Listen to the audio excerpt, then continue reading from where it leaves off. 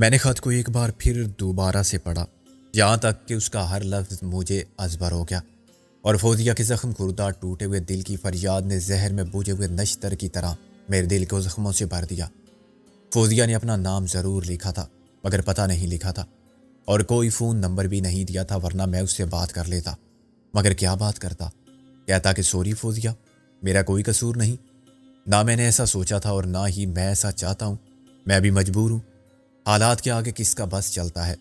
تمہارے لیے میں سب کچھ کر سکتا ہوں مگر میں کیا کروں؟ شٹ اپ سکندر، تمہارے لیے یہ سب کھیل تماشا تھا۔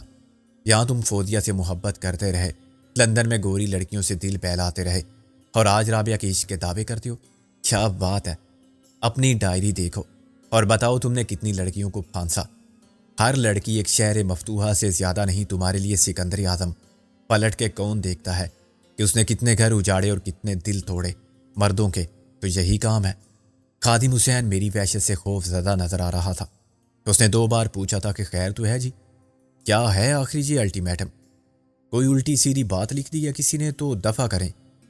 بالآخر میں نے میز پر مکہ مار کے کہا، میں ان سب کو جان سے مار دوں گا خادم، چڑھا دیں یہ لوگ مجھے پھانسی، میں ان کی آگے جو کچھ میں نے کہا وہ منظر کی زبان میں جی پی اور PWL کی تفسیر تھا، چنانچہ یہاں نقل نہیں کیا جا سکتا۔ خادم نے عقل مندی یہ کی کہ رابعہ کو فون کر دیا۔ میرا خیال تھا کہ وہ کوٹ جا چکی ہوگی، مگر منظر کی گاڑی میں کچھ خرابی ہو گئی تھی جسے کوئی مکینک دور کرنے کی کوشش کر رہا تھا۔ آپ تو فوراً آ جائیں جی، بہت برا حال ہے ان کا۔ اب فون پر کیا بتاؤں کیا کہہ رہے ہیں، بہت افسوسناک قسم کے الفاظ نکل رہے ہیں جی ان کی زبان سے خود بخود۔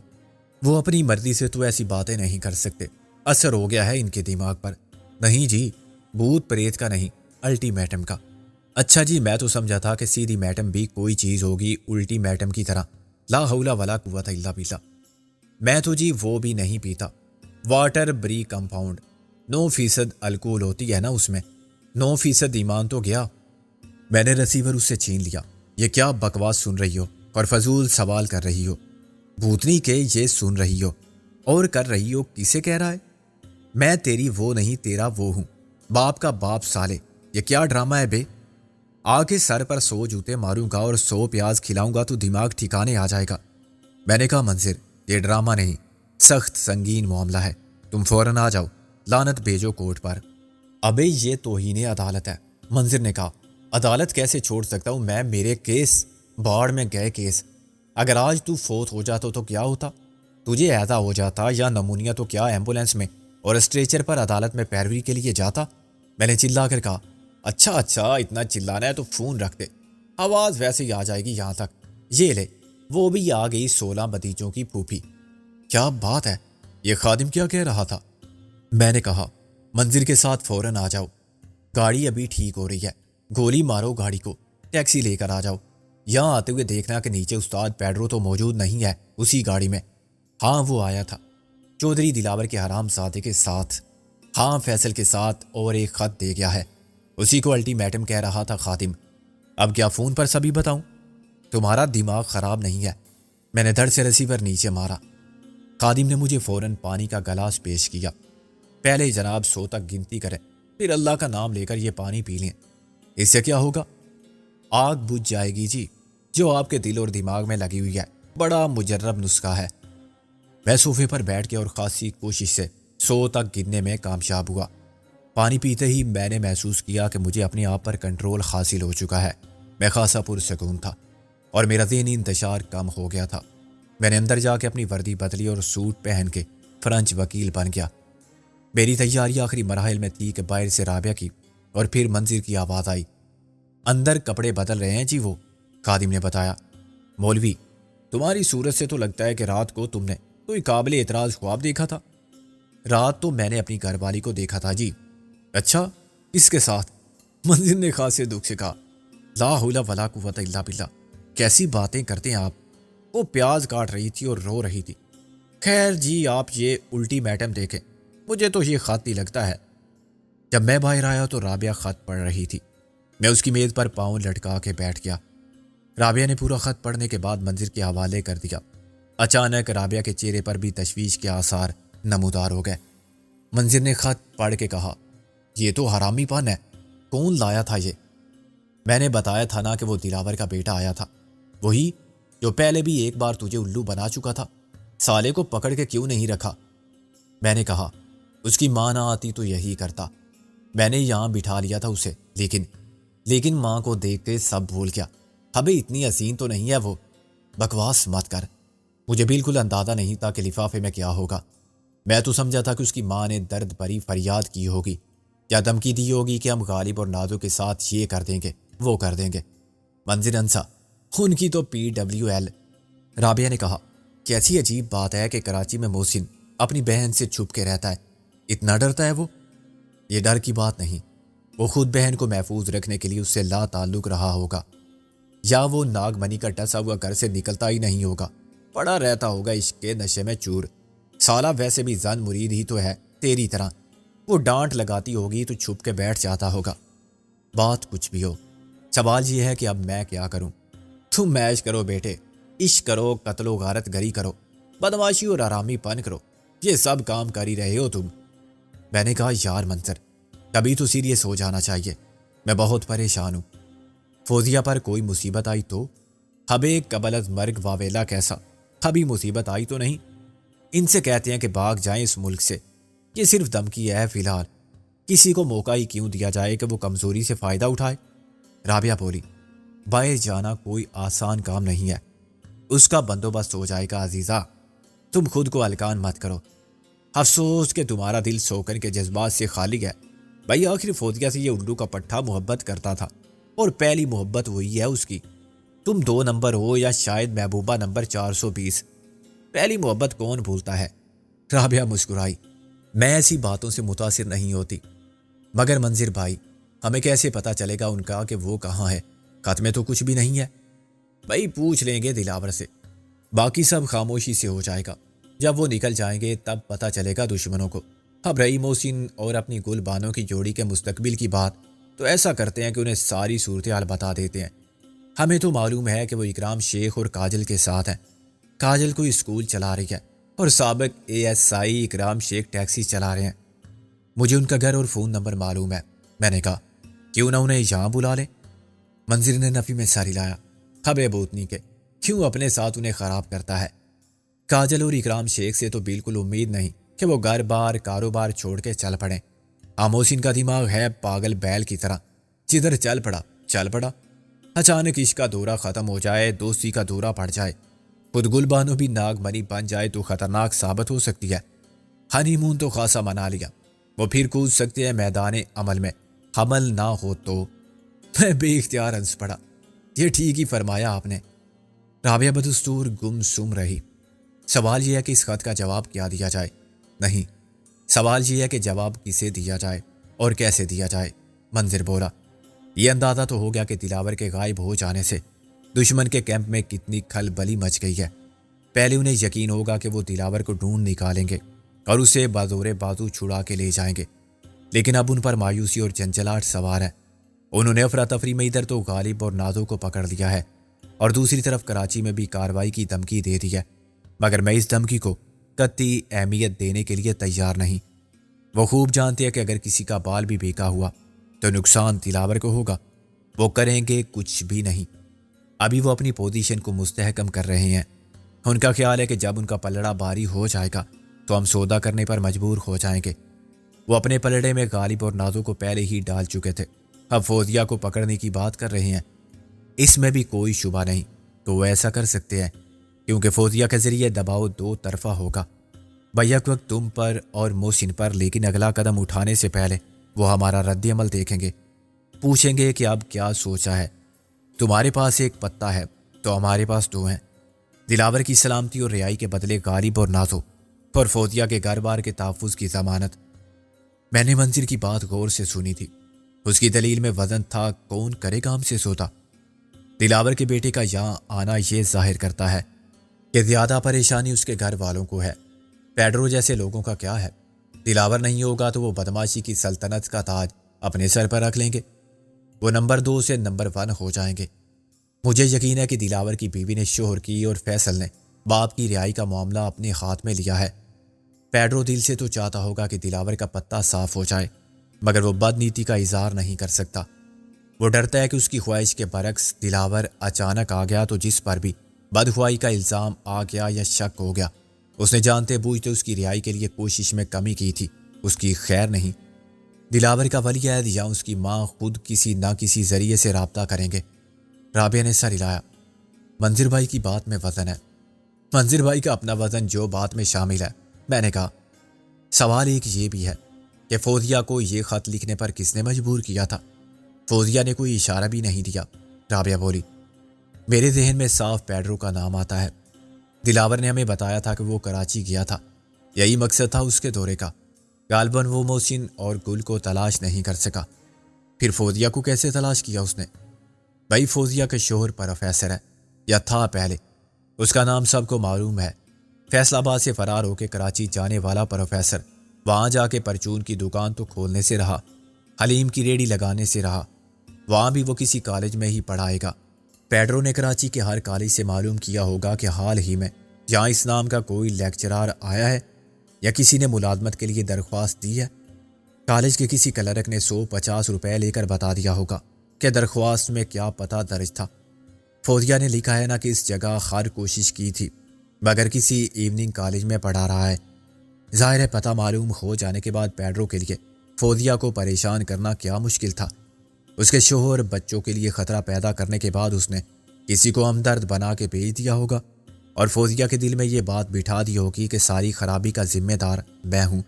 اگر وہ کسی طرح مجھے مجبور کر دے اور میں رائے راست پر آ جاؤں تو سب ٹھیک ہو جائے گا، کسی کے لیے کوئی خطرہ نہیں رہے گا اور سب سکھ چین سے رہ سکیں گے۔ عین ممکن ہے اس خط کا مضمون بھی اسی ہمدرد نے تجویز کیا ہو، پر فوزیہ جذباتی استحصال کا شکار ہو گئی ہو۔ یہ شکاری ایسے ہی جال پھیلاتے ہیں، فوزیہ بیچاری کیا جانے۔ رابعہ نے مجھے تعریفی نظروں سے دیکھا۔ تمہارا دماغ تو بالکل ٹھیک کام کر رہا ہے۔ خادم حسین بلا وجہ پریشان تھا۔ اب خادم کو بولنے کا موقع ملا۔ آپ یقین کریں جی، میں تو ڈر گیا تھا کہ کہیں میری کسی بات سے مشتعل ہو کے میرا اشر نشر نہ کر دیں۔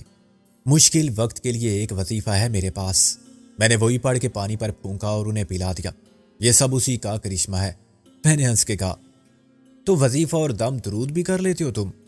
جادو ٹونا اور کالے علم میں بھی دسترس ہے کچھ؟ مذاق کی بات نہیں جی، کئی بار آزمایا ہوا نسخہ ہے۔ میری گھر والی اللہ اسے جلد جنت نصیب کرے، غصے میں زبان درازی کے بعد 10 ترازی پر اتر آتی ہے جی، اور خیر سے وہ ہے بھی خاصی صحت مند۔ چمٹا، چھری، جھاڑو، کپڑے دھونے کا ڈنڈا تو بڑے مہلک ہتھیار ہوتے ہیں، باورچی خانے کے برتن بھی توپ کے گولوں کی طرح داغ دیتی ہے۔ اس وقت یہی وظیفہ اسے یوں ٹھنڈا کرتا ہے جیسے ابھی آپ چولہے کی طرح بھڑک رہے تھے، پانی پیتے ہی ٹھیک ہو گئے۔ منظر نے زور سے اس کے کندھے پر ہاتھ مارا۔ مولوی تم تو بڑے کام کے آدمی ہو یار، ہمیں بھی بتا دو یہ وظیفہ، مگر ابھی نہیں، ابھی تو چائے بنا کے لاؤ تم۔ خادم حسین ہائے ہائے کرنے لگا۔ دیکھیں جی منظر صاحب، یہ دول دپے کا مذاق بڑا جان لیوا ہوتا ہے، میرا آپ کا کیا مقابلہ جناب، اپنے برابر کا دیکھ کے بے تکلف ہونا چاہیے۔ ٹھیک تو کہہ رہے خادم حسین، رابعہ ہنستے ہوئے بولی۔ بھائی زبان کی طرح ہاتھ بھی قابو میں نہیں رہتے میرے، رفتہ رفتہ تم بھی عادی ہو جاؤ گے مولوی صاحب۔ عادی ہونے سے پہلے تو میں فوت ہو جاؤں گا جی۔ وہ بڑبڑاتا ہوا اندر چلا گیا۔ جاوید صدیقی نے فون کیا تھا مجھے، منظر بولا۔ کب؟ کیا کہہ رہا تھا؟ وہ سب سچ مچ اندر ہو گئے ہیں، سفر حیات، ایس ایس پی اور اس کے ماتحت۔ آج کے اخبارات میں خبریں اور تصویریں دیکھ کے ہوم سیکریٹری نے تو ڈی آئی جی کو بھی معطل کر دیا ہے۔ کل میرا رویہ بھی زیادہ جارحانہ تھا۔ جاوید صدیقی بڑی نیاز مندی دکھا رہا تھا کہ آپ کا تعاون چاہیے اور مس رابعہ کو یقین دلائیں کہ جیسا وہ چاہتی ہیں ویسا ہی ہوگا۔ آخر میں غالب کا پتہ پوچھنے لگا کہ میں خاص صحافیوں کو مدعو کرنا چاہتا ہوں، سب کی مدد چاہیے مجھے اس کیس میں۔ انشاءاللہ ڈاکٹر شیلی کے قاتل کو بہت جلد بے نقاب کر کے تختہ دار تک پہنچا دیا جائے گا۔ منظر نے کہکا مارا۔ خواہ خراب تھی سالے کی، خبی تو ہوگی جب اوپر سے دباؤ بڑھے گا۔ اگر برطانوی حکومت نے سچ مچ اسکاٹ لینڈ یارڈ والوں کو بھیج دیا تو حکومت بھی بے بس ہو جائے گی، وہ گڑے مردے اکھاڑ کے سب کا نام بتا دیں گے۔ رابعہ بولی۔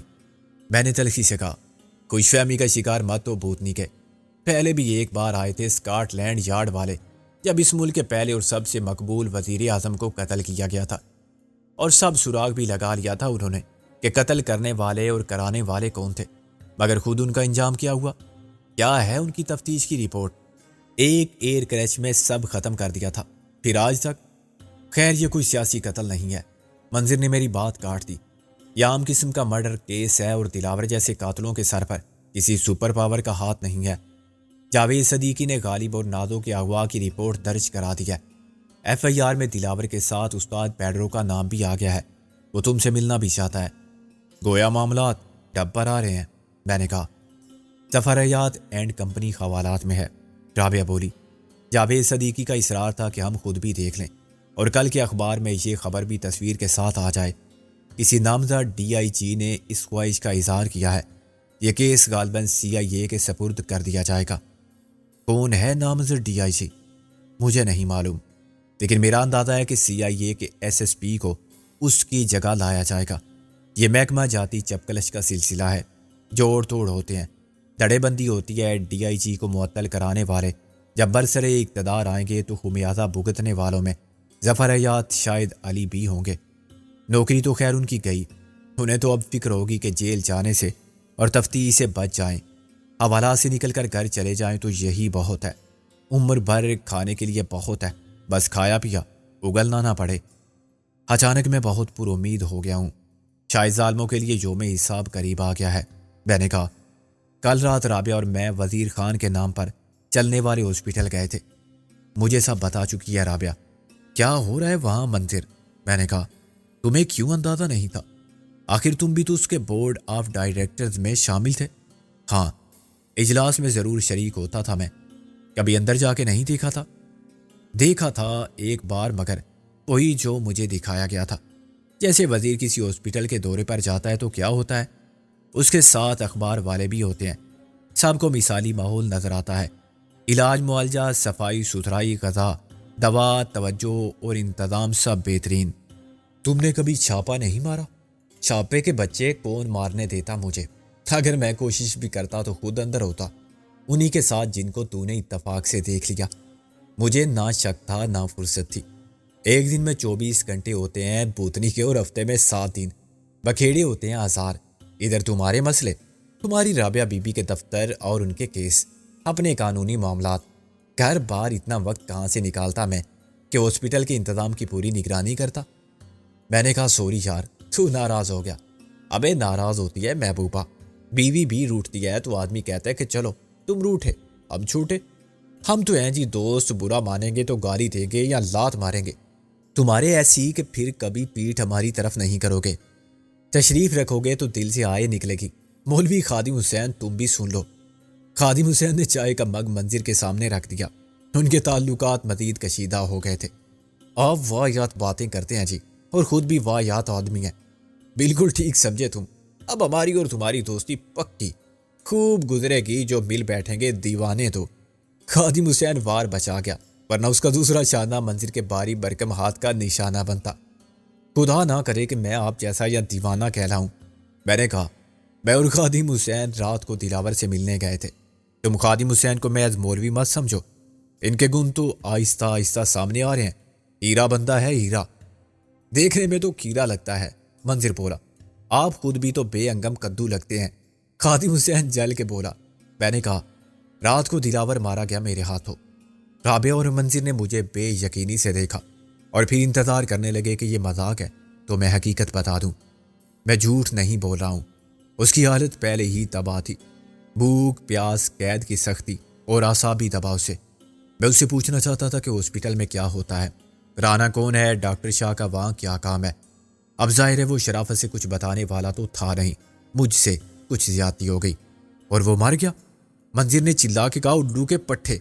رابعہ نے افسوس سے ساری لایا، یہ تم نے کیا کر دیا سکندر؟ میں نے کہا پہلے میری بات تو سن لو۔